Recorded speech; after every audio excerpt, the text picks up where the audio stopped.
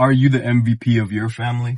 Are you the MVP of your family? You see, we all play positions. And since guys like sports analogies, that's what I'm going to use today. What position do you play in your family? Are you valuable? Do you bring anything to the table? You see, if our family was a team and this team, everybody played a position, would your family be a winning team or would they be a losing team? And what position do you play? Are you a role player? Or you simply help out a little bit or do nothing, sit on the bench? Are you a starter? Do you contribute? Or are you the MVP? You should always aim to be the MVP of your family. You should always aim to bring the most value and the most to the table for your family. Because you see, you have two options. You can either do nothing, and then one day you're gonna transition on from this world, and they're gonna forget you in about 1 or 2 days, maybe a week or two if you're lucky, and they're gonna move on with their life. Or you can leave an impact. You can make a difference. You can elevate your family's name by being someone of value. You have to start looking at your family as it's a team, like it's a team, because it is a team. You can be the determining factor of whether or not your team, your family wins this game of life. You could be the one. And the way you realize whether or not you're the one is by, first of all, deciding to be the one. And second of all, creating a plan on how to elevate your family. I want to be the MVP of my family. I want to change the trajectory of my family, and I want to be remembered. You should aspire to do the same yourself. That's if you're looking for greatness. And if you're still watching this video, I assume that you're looking for greatness. Now, with all that being said, what are the strategies you can use in order to become the MVP of your family? Well, strategy number one is to really think about your family consistently. Think about where the group is going and how they're getting there. It's good to set goals. If you've been keeping up with this channel, you understand the importance of goals and writing it down. But your goals shouldn't just be personal. They should be family-oriented goals. Where do you want your family to be in the next 10 or 20 years? And how will you help them get there? You have to be strategic if you want to become the MVP of your family and to be remembered. Strategy number two is to maintain constant positive communication with your family. So speak with your family, have dinner, sit down, discuss plans, be a leader, initiate these sit downs and push forward.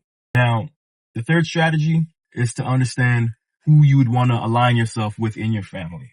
Families get complicated, and not everybody's going to be receptive to you wanting to make these plans for your family. And that's fine. Maybe there's some envy, maybe there's some jealousy, but all of that's irrelevant. The only thing that matters is that you set the goal, and if you see there is an opening and nobody is leading your family and your family is just kind of floating around, then you have to step up to the plate and take responsibility. Now, this could apply to your family as a whole, including your relatives. Or if you're a father, you absolutely have to be the MVP of your family. You have to be the MVP of your family if you are a father, if you are the head of a family. Your wife shouldn't be the MVP. Nobody else should be the MVP of your family other than you if you are a father and you are the man of the house. But a lot of times people don't look at it like that. They don't look at it as their responsibility for the generations to come. Well, I'm here to tell you that it is your responsibility. It is your duty as a man to be the most valuable player of your family and to contribute in ways that will help them move forward. That is your entire job. Your job isn't to just get by.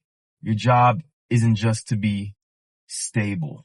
If you're looking to be great, if you want to be something more than just a NPC, then you have to take the position of a leader and the person that will spearhead your family into a future of abundance and clarity and joy. This is a non-negotiable, but sometimes we get lost in the sauce because of the programming that is commonplace in this world where mediocrity is acceptable. But I know you know that mediocrity is equivalent to being invisible, irrelevant. You don't matter. Like I said earlier, when you go, they forget about you a couple days later because you contributed nothing. To me, that's the worst nightmare. I can't imagine being that person that nobody remembers, that did so little, that my life was of no consequence.